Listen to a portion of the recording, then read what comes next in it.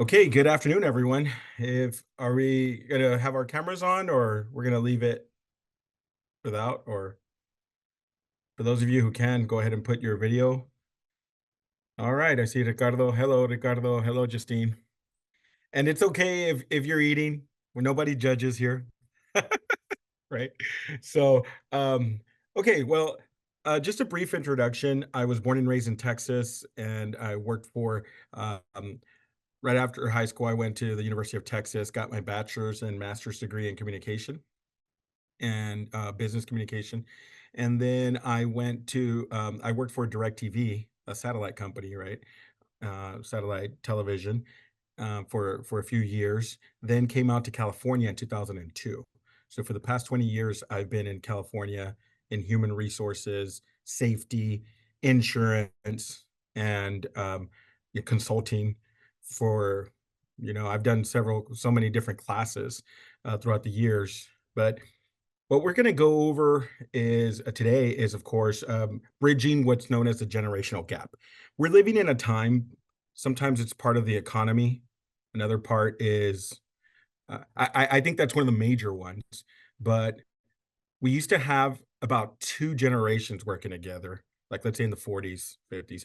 And then in the 80s, started getting like three.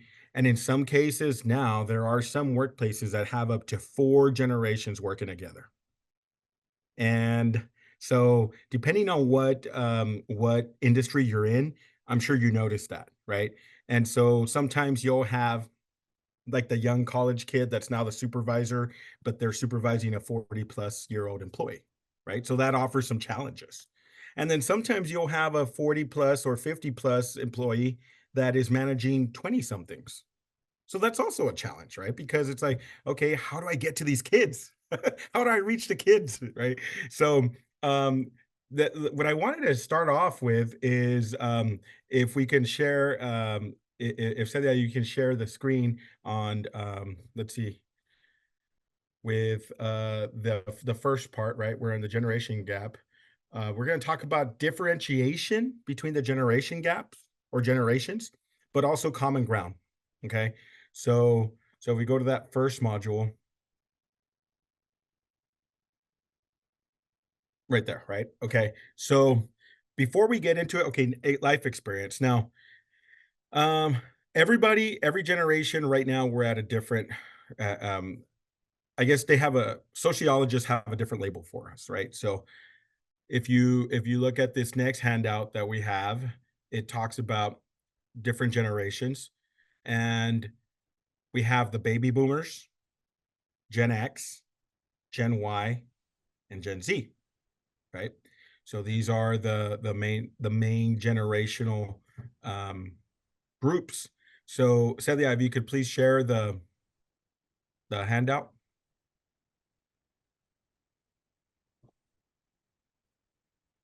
Basically, the baby boomers are born between 1946 and 1965, right? Then you have Gen X, which is between 1966 to 1980. Then you'll have Gen Y, also known as millennials, born between 1981 to 1996. And you have Gen Z, 1997 to 2010. Now, there's also another generation that's sometimes known as Gen Alpha, but they're not in the workplace yet, right? So these are like the years. So by looking at this, yeah, these terms, the question from Ricardo is where these terms came from. Yeah, they come from the social sciences, from academia. So different sociologists, people that identify communication in the workplace and how people relate with one another, and they develop these terms, and it catches on in the social sciences and academia, and so there's not like just one company or one person that does this. It's kind of like a collective thing that happens. Um, and so before the baby boomer, there was a traditionalist, or right. So as you can see, um, Room. sometimes like maybe Gen Y may be a term given to that generation, but then sometimes the generation likes to call themselves something different. So Gen Y is also known as millennials. And then Gen Z is also known as iGen, right? And so if you look at these, look at where you fall, right? I mean, maybe a lot of us would be either the late part of Gen X and start of Gen Y, and some of us may be fully Gen Y, Gen Z. We may have a baby boomer, right? But the thing is, older generations they experienced harder times, right? And they lived without for long periods. I mean, think about it. In those times, it was right after World War II, right? 1940s. And then, so the younger generation did see economic hard times, but they were sheltered by their parents a lot. Because think about it, if you were in the baby boomer generation, that was scary. World War II was scary. People thought the world was going to end, right? And so the way we approach entertainment also changes, right? So the older generation, I was talking to someone earlier about how when it comes to television and news, we used to only have what? 4 channels: ABC, CBS, NBC, and PBS, right? Maybe you got another one, but now we have hundreds of channels. And the way people get our news now, it's not just by what Walter Cronkite or Tom Brokaw or Katie Couric said. Now it can be a podcast, it can be someone else that has a background in that space that gives their view, right? Their perspective. So we're consuming information and about what's happening in the world different ways. Aside also our entertainment. Remember, we used to have to wait for your favorite show to come on after school, right? Let's say it was 3 or 4 in the afternoon, your favorite cartoon. And then if you liked a certain series, you had to wait. They would do cliffhangers, right? And then the commercials would come. And then you'd have to wait till next week, right? For the next season or I'm sorry, the next episode. Now you can just binge watch, right? You stream the whole season back to back, no commercials, right? So even the way we interact with our entertainment and when it comes to technology, that's a whole other thing. I'm sure everyone knows that Gen X, Gen Y, we used to have phone numbers memorized in our head. But the more we use the phone, the smartphone, the less we use our personal memory, right? So it affects the way we interact with people. The whole text, the whole texting thing changes the way we communicate with each other, right? To where now there's more um, short term communication as opposed to deeper level conversations. To where sometimes you might ask a teenager or a Gen Zer, like, "Hey, what did you do this weekend?" "Oh, nothing." One word responses. "How you doing?" "Fine." As opposed to saying, "Well, I did this weekend. My family went over here," right? To where there was different way to communicate. It's not that Gen Zer is being disrespectful. It's just that that's the way the generation tends to communicate more, right? So if we as a Gen X or Gen Y are in the workplace, we may think, "Oh, they're being disrespectful. They're not," so it affects the way we interact.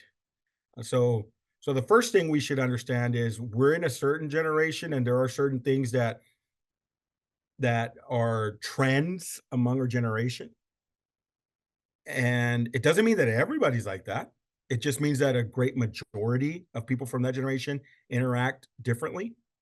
And so we should understand where we are at and then also understand where our employees are at, right?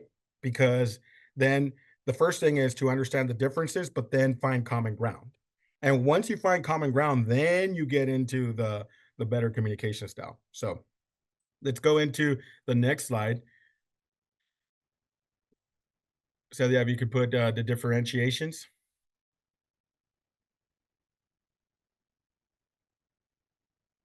So there's different differentiations between people's background, their attitude, their working style, and their life experience. So, for example, Gen Xers, here's the thing. I was just talking to someone just before lunch.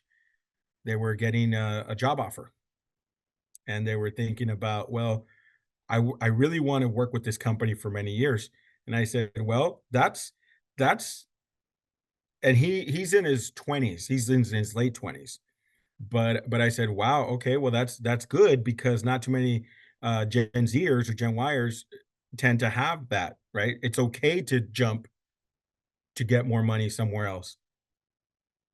While Gen Xers, and the older Gen Yers sometimes are more they stay with a company for a longer period of time, right?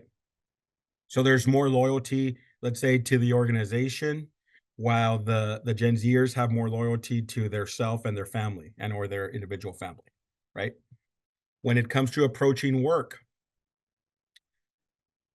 sometimes what you'll see more with Gen Zers may be more, wanting flexibility and really valuing flexibility and saying, "Well, I'm okay if I don't get as much pay, but what happens is I do need flexibility for my side hustle," right? So, things like that. So working style gets affected. And then also life experience, right? Sometimes a Gen Xer, let's say a baby boomer, Gen X or Gen Yer may say, well, this is how we do it. And the more that I realized that when it comes to the only constant that we have in the business place, in the business, in the workspace, is change. That's the only constant, right? So always understand that things will change. There's going to be a new software maybe next year. Maybe you're used to getting your payroll stubs and all that information through I don't know, Workday, but then now it's going to be a different.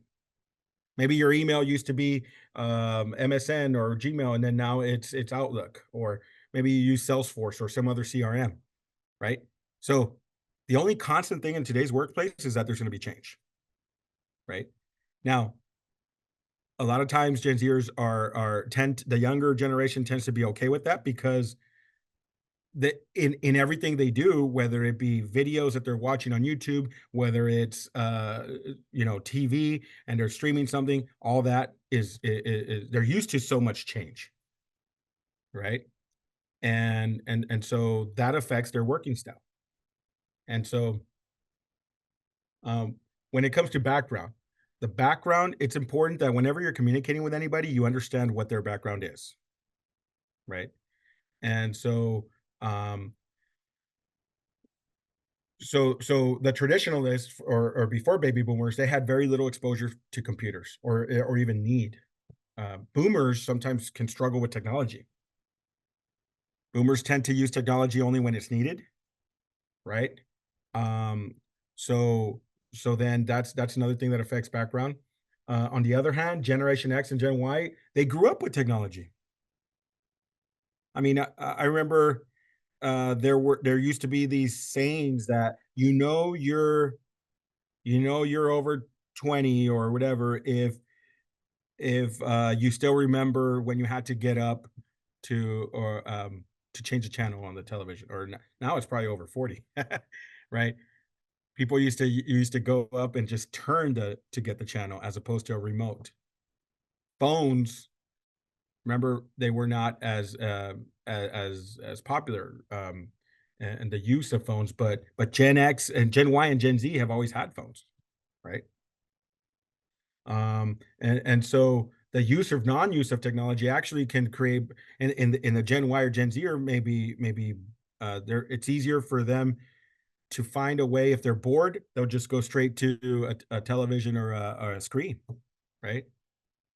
And so um, television, computers, internet, all of that, smartphones have increased the amount and availability of entertainment programming. So sometimes there are places and companies that have to put policies that you cannot use your phone while you're in the workplace, right? And so, for example, an older generation, here's another one when it comes to life experience. An older generation, let's say a Gen Z or early Gen Z or Gen Xer, definitely a baby boomer. When it comes to communicating with someone, we prefer face to face, right? Depending on if it's a professional setting, if you're talking to a client, you want to do that face to face. Sometimes Gen Zers have been more like they have some social anxiety at talking to someone face to face. So it's not that they want to be disrespectful. It's just that it's just that that they're used to interacting more with a screen, right? And they're more in control of that situation. So so so it affects how people interact, not only in the workplace but even in personal settings, right? So um so then if we go to attitude, to slide 5, if you go to that one, attitudes among generations are different as well, right? This has to do with their background and the way each generation interacts with other humans. For example, attitude towards authority. For many Gen Yers, Gen Xers, if you asked your parents why, the answer, the acceptable answer was because. Because I said so. Right? Maybe like the baby boomers didn't even ask why. They just understood, right? That authority. Hey, if you're my mom, your dad, my dad, a teacher, whatever, you tell me to do something, they would do it, right? By and large, of course, there are always outliers. There's always, I'm not saying everyone, but I'm talking about probabilities. There's always a possibility that someone is different, but the probability is that the older the generation, the more acceptable of authority, right? But then more Gen X, Gen Y started questioning like why, and so there's a different attitude towards authority. Now, what does that mean? That if you're going to talk to a Gen Zer, let's say I'm a supervisor, I'm a Gen Y or a Gen X actually, because I was born in '76, and I want to talk to someone in Gen Z, right? If they ask me why, if I give them a work order, like I need you to please do this, and that, why? I shouldn't see that as them being like uppity, right? They're not being challenging authority. They truly sometimes they truly want to know why. And so I should always give them the why, especially if I want their buy-in, right? So when you're talking to a Gen Zer and you're giving them a work order and they do ask why, explain to them why. Take the time and say, look, because of you doing this, then the customer is happier with the quality. So that keeps you know, our jobs, we're selling more product than a competitor and it keeps our jobs going. We thank you for your work, right? And so it's always good to appreciate it as well. The older generation is more likely to stay with one employer their entire life if it's possible. But Gen Zers, it's perfectly acceptable to be working one place and within a couple of months move, right? Um, and a lot of this happened. Some of you may remember in the '80s, in the early '80s, there were these news stories that would come out about, and I remember this one that really just stuck out to me, the Sears Corporation. I remember seeing it on the news all over nationally that they were laying off, I don't know how many thousands of workers. And people were like, wow, I mean, people used to work at a company for 30 plus years. And then to see something like that, to where people's attitudes started changing, like, wow, what happens to all these people? Now they're in their 50s.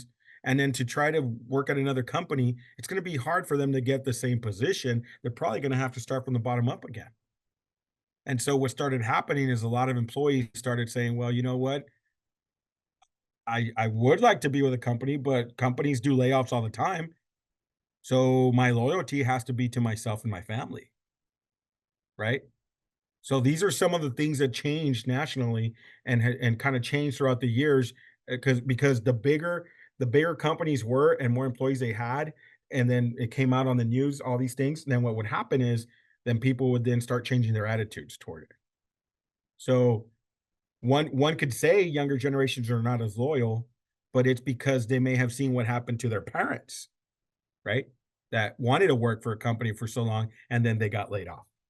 So so now it's more about how can this job advance my career, right?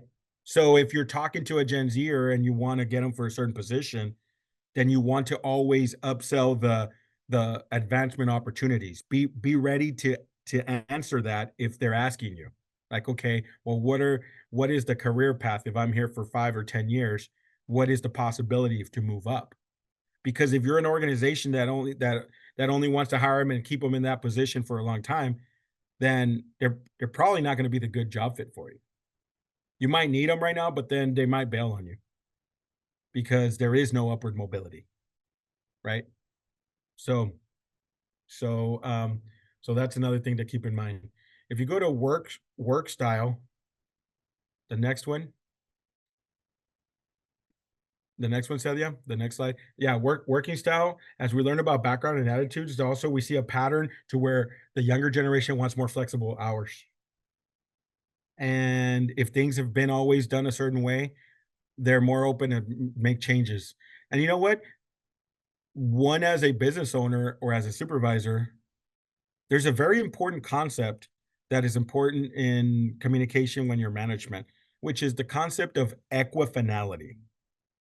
Equifinality. What that means is that if I tell you to do a certain task or because I want a certain outcome, I can tell you this is how I want you to do it.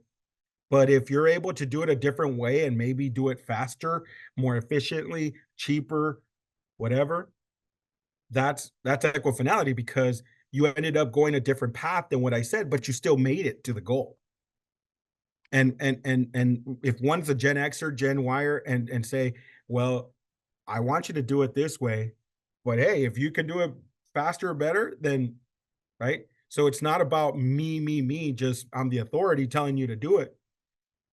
If you have a different way, then that's one of the things that I should accept, right? Especially if it's going to be better for the long run of the company, right? Things like that. And and while the older generation may value more hard work, Gen Zers, the younger generations tend to have more of a work smarter, not harder, right?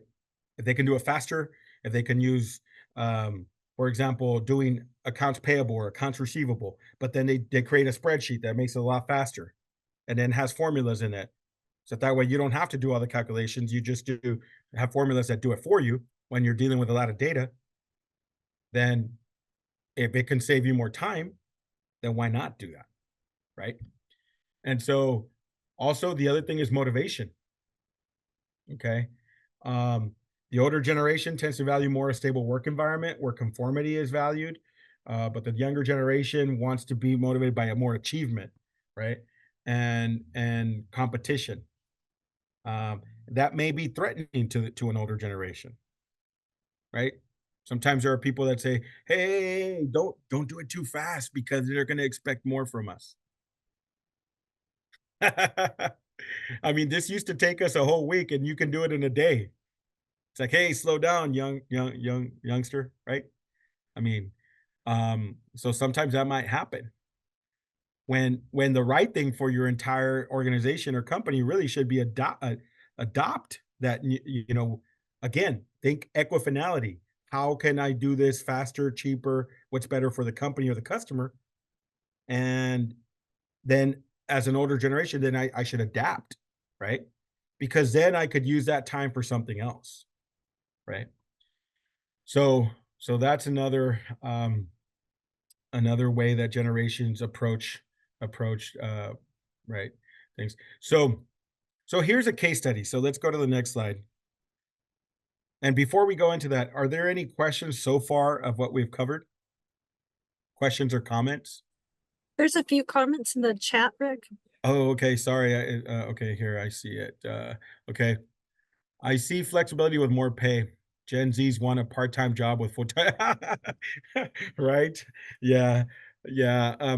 It's if you're right about that, wanting flexibility and more pay, but if they had to choose, most what I've seen is that they would rather prefer the flexibility. And the reason why is because they wanna do their side hustle, and if they can make more money up that way, that's okay, because the problem with if they get more pay, then they'll say, "Well, yeah, but they're gonna want me in the office all day, and I'd rather be out and about to where I can get my job done. I'm willing to work harder for more stuff, but if I can't do it here, I need time to do it on my own, right? So some jobs allow that and have flexibility to where they'll do now the what is it? The 4 10s, right? The 4 days, 10 hour days. So get your 40 hours in between Monday through Thursday and you get Friday off. As long as you get the work done, right? So some organizations, some offices, some companies are able to do stuff like that as long as they, as long as the employee can get the work done.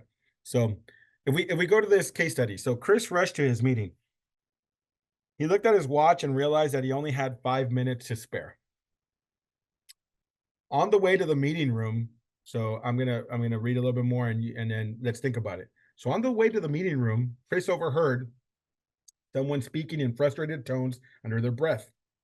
Chris realized that Shirley, a shift supervisor in her late 60s, so she's a baby boomer, right, was at her computer having a difficult time. Chris bet it had something to do with the new electronic documentation system that started 3 weeks ago. Chris didn't have time to help her at the moment. He got to his meeting on time, but afterwards he stopped to talk to his boss, Francis. He suggested that they spearhead a committee to help with questions about technology and to give guidance to employees that might have trouble with the new system. So, when it comes to this example, um, if she's in her 60s, I kind of gave it away, but what generation is Shirley from?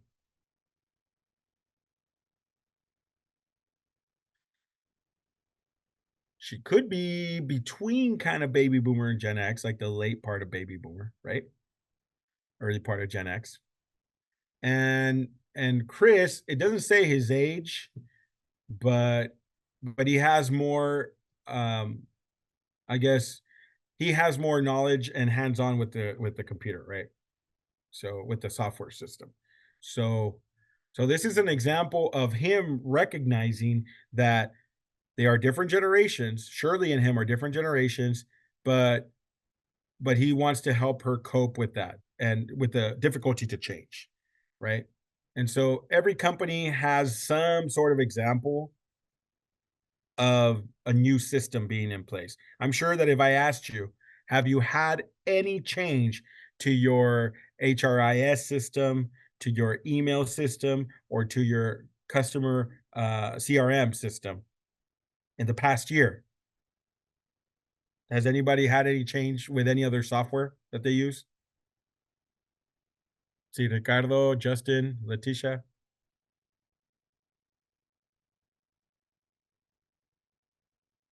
anybody? Yeah, I mean, we're actually turning over from our HR system to another system, and honestly, there's still a lot of kinks, so it hasn't been turned over yet. But we're finding even our what are they, the Gen Zers, still kind of adjusting to the change as well of the things that they would have to do because they're just so used to doing things in order as well. Yeah. So yeah, so I mean, it's going to be a change across all generations at that point, but that's when we go back to the whole who moved my cheese and adapting to it, right? Exactly, exactly. Yeah, no, you're going way back to those management books. That's a good one. That's a good one. And then the what is it, the minute manager or the 10-minute manager or something like that? There's that one as Okay. well. Yeah. Yeah. Yeah, but I do remember the one, I think it was Ken Blanchard, the one that you mentioned, Who Moved My Cheese. Yeah, I remember those books. And then what is it, The 7 Habits of Highly Effective People? All those are really good. Yeah, I'm Um, gonna say I just gave away my generation, right? no, but you know what? The reason why they were so popular is because people were applying them and they were using those cons and they were working, right? So every generation, you may have to modify it a little bit, but yeah, I mean, those have really good principles. So and that's basically, I mean, I guess if I remember what I remember about Who Moved My Cheese is the premise was that um how people sometimes have to cope or adapt to things changing, right? Sometimes it's the way they would the processes that they had, or their job area, right? Their work area, and in this case, what you're mentioning, the software. So something that they use every day, maybe, or every paycheck. Yeah. So what's the solution? So we talked about all the problems. So let's kind of look into the solution. So Celia, you can go to the next thing, the next slide. It's basically finding common ground, right? You need to recognize, we all need to recognize where we're at, and then see what other generations value. And I know that some of you may be thinking, yeah, but that's kind of like stereotyping that Gen Z doesn't work as hard as Gen X, or that they care more about flexibility and work-life balance than the job, or that they're not as loyal as the other, right? And I'm sure that some of you may be thinking, that's just stereotypes. But you know what? The reality is stereotypes exist for a reason. And the reason why they become stereotypes is because of probability. This is what I was talking about earlier. There's a difference between probability and possibility. So, possibility is anybody can do anything. I mean, you can find a Gen Zer that's the hardest worker that will never leave, that's going to be in a company for 20 plus years. That might happen. That is possible. But is that probable? The numbers don't say that.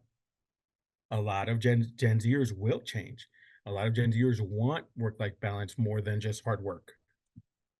And work harder, not work smarter, not harder, right? So that's like the mantra. So that's that's that's probability. So there's more of a chance that that generation is going to have certain attributes. And and what we should do is understand what those stereotypes or probabilities are, and understand how to talk to them in a way that they will value more, and they'll buy into, whatever the change is going to be, or if you need to start something different in your company. So in order to be successful to bridge these generations, you got to find common ground that enables you to close that gap. We've already talked about differences. Now let's look at common ground. Okay. So let's talk about adopting a communication style. So let's go to the next slide. It's called TAP. TAP. Here's a way to, regardless if you're dealing with, let's say you're a Gen Xer and you're dealing with a baby boomer, but then you're also talking to a Gen Z or another employee that's Gen Z or a Gen Yer. If you use these three main things in terms of communication techniques, you will be more effective with the person that you're working with. So first of all, get to the point. Communication is be brief and succinct. Actually, you know what? That's going to be great for Gen Zers because a lot of times the text is just straight to it, right? Um, but you know what? Baby boomers would also appreciate that. You see, so find something that's common to everyone. That's a good thing when it comes to the business area. Just get to the point. Communication, be brief and succinct. Okay, everyone, we're making 2,000 boxes today. We have, let's say, 20 people. I need everybody to do at least 100. This is how we're going to do it. We're going to get in line and different processes. Let me know what you need. I'll check in every hour as I'm walking around to see our progress. Just get to the point. Tell them what the goal is and divide the labor, however you set everything up, and boom, that's it. To the point, right? And then if something doesn't go the way you want, then you adapt. Because what if it slows down? What if something breaks down? Then you start motivating, right? It's like, okay, guys, the machine went out for an hour. We got the mechanic to come in, fix it, whatever. But we need to make up that time. So if it's around 10 o'clock, 11 o'clock, you know what? Maybe let's do lunch right now. Maybe we'll do lunch a little early. We'll adapt. And then as soon as we come back, so you take a little bit longer for that. And then when you come back, we're going to hit it hard. Right? So adapt. And then be professional. Be professional. When you're professional, like I find myself that even when I'm texting, especially like always know who you're texting. So for example, when I'm texting my brother or I'm texting somebody in a social setting, it's perfectly example to use the SMH. Shaking my head, right? The be right back, the LOL, which kind of that's an old one, right? People laugh at that one, but that's too old already. But you know the uh WYD, what you doing, right? I mean, things like that. A lot of people maybe in our social setting, our friends, we talk like that, and it's so perfectly acceptable to use poor grammar and misspellings in a text if it's personal. But what I find myself doing sometimes is because a lot of my clients, they know my cell phone and I'm texting with them. So then it's a business type text. I find myself saying, good morning, always doing the greeting. Good morning, John. I need that certificate of insurance so that way I can start a loss run letter for you. Please email that to my email address. Here it is. Thanks, comma, Rick. I shorten it a little. Sometimes I'll put my whole signature, right? But still be professional because it is a professional setting. So adapt it.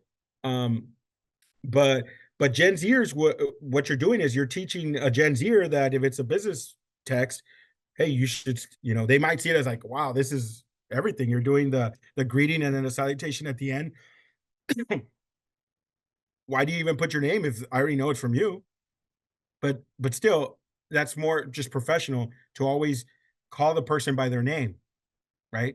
Don't just say, hey, you, right? In this case, it's my client. So I'm gonna say, good morning, John. Good afternoon, John. I need this certificate of it, whatever, right?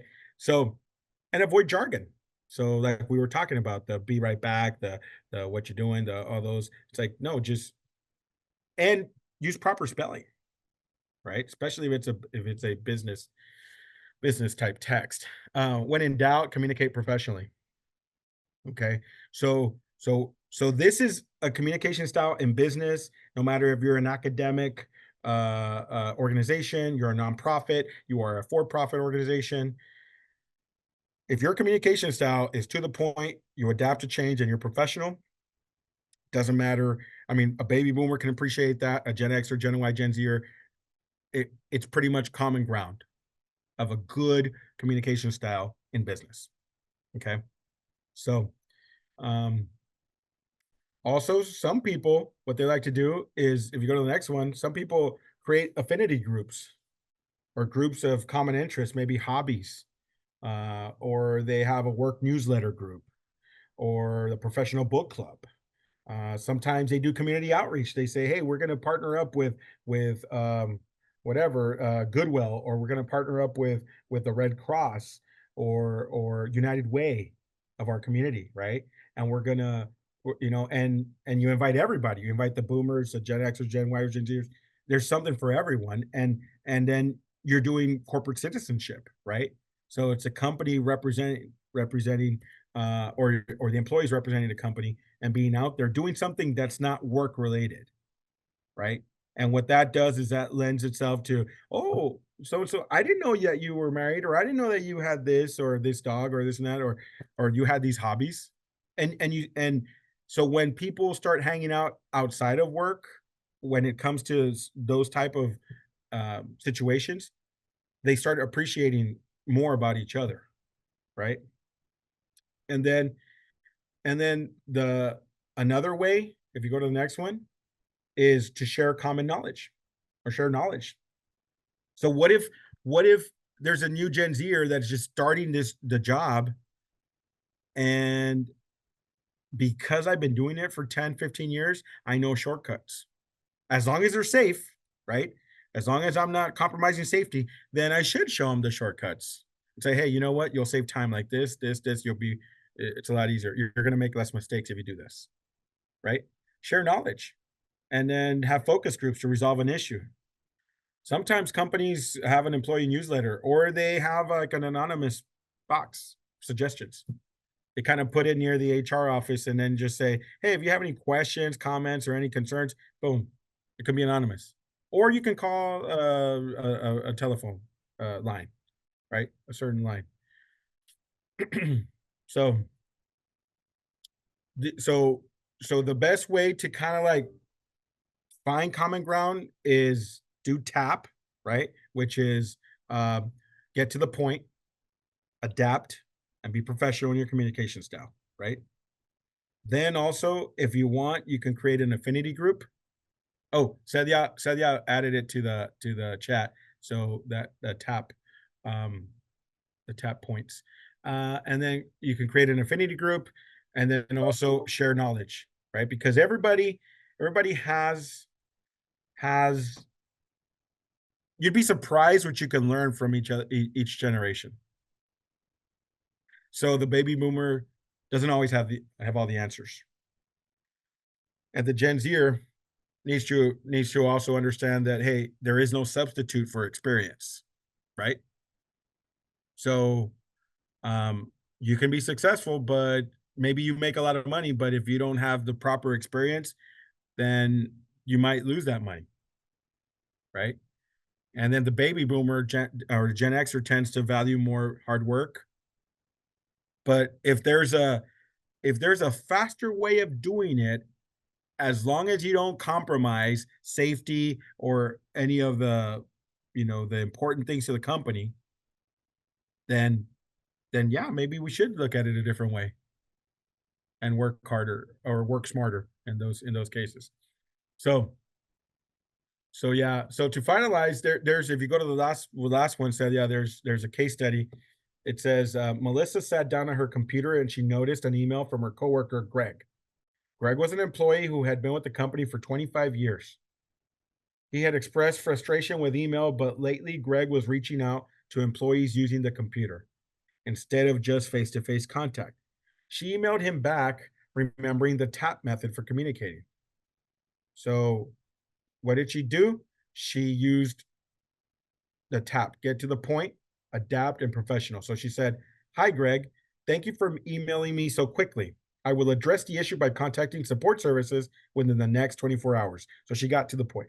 If you have any other thoughts or concerns, please let me know. All the best. So she ended with a salutation and then Melissa, right? So after sending the email, Melissa had an idea. She later went over to Greg's cubicle in person to check in with him.